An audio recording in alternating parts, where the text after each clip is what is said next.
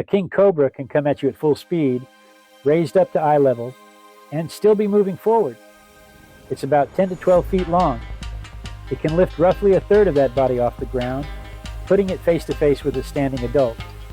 It moves forward in that position, hood spread, emitting a hiss that sounds less like a snake and more like a low growl.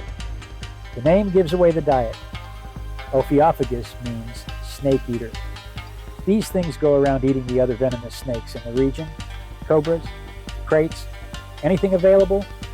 They've built up enough resistance to those venoms to hunt animals that would kill most other predators.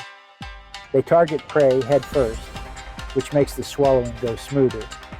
The venom is a neurotoxin, and while it's not the most potent per drop of any snake, that's not the point.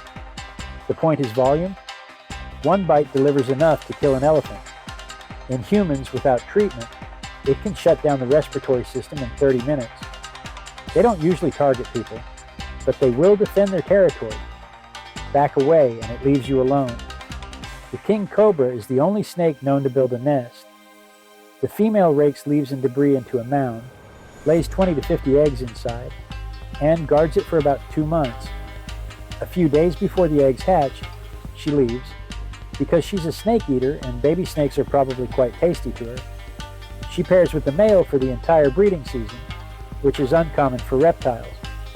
Once those eggs hatch, the marriage is over. It's every snake for themselves.